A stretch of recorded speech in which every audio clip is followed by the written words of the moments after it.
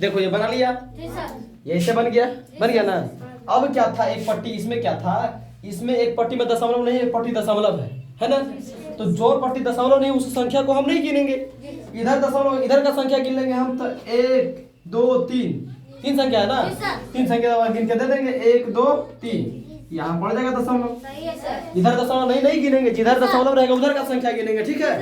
हाँ, ये ना कि सबको कहीं में खिचड़ी पड़ोस मिला देना, नहीं ऐसा नहीं होता है, सबका अलग अलग नियम रूल होता है, ठीक है। अच्छा, वो क्या बोल रहा था कि एक कहानी के बारे में, कहानी का नाम क्या था, जन्म बाधा। किस क्लास का पता है ये? 7, 1 मिनट बताते हैं। एक कहानी है जन्म बाधा, 7 क्लास का किताब में लिखा हुआ है। कहानी का नाम है, लेसन नंबर पाठ कितना है, 12 में लिखा गया है जन्म बाधा। उसमें एक बच्ची, एक लड़की अपने जिंदगी के बारे में लिखती है कि उसके साथ उसके माता पिता क्या कर रहे हैं। बात समझे क्या?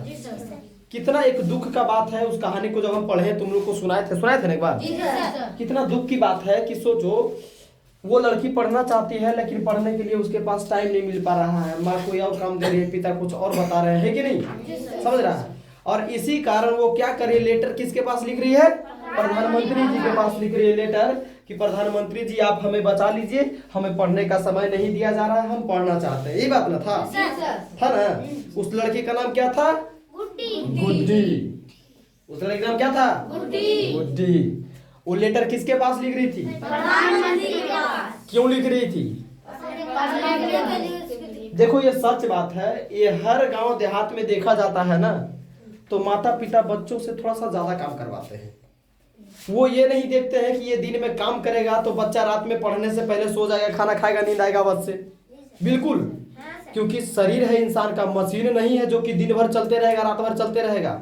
जब शरीर तुम्हारा काम करते करते दोपहर में थक जाएगा ना बाबू, तो रात में हम तुमको ये बात लिख देते हैं। जब तुम पढ़ने बैठोगे तो नींद आएगा, ये बात एकदम लिख लो तुम।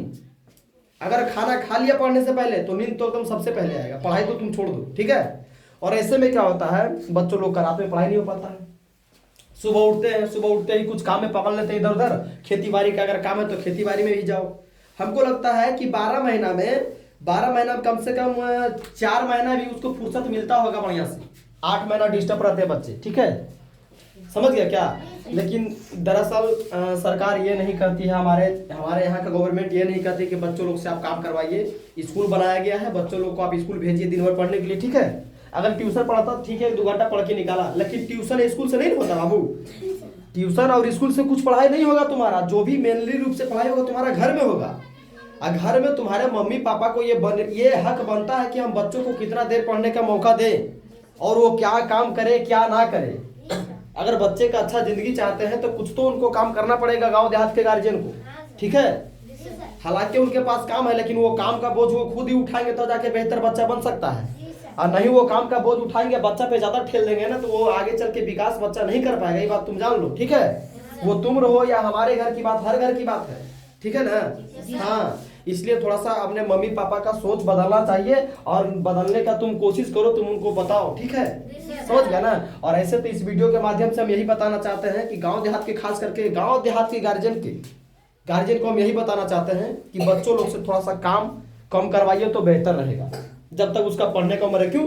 क्योंकि बेसिक तुम्हारा जो आधार है ये 1 क्लास से लेकर के 8 क्लास तक ही है ना। इसको अगर बेहतर तुम पढ़ लेता है, तुम्हारा आगे के पढ़ाई में फिर दिक्कत नहीं होगा। फिर तुम धीरे धीरे समझदार भी हो जाओगे, कुछ काम करोगे, फिर कुछ पढ़ाई भी कर लोगे, कुछ काम करोगे, कुछ पढ़ाई कर लोगे। लेकिन अभी तुम लोग अगर काम दे दिया जाए तो काम ही करोगे, पढ़ाई लिखाई के बारे में कोई चिंता ही नहीं है।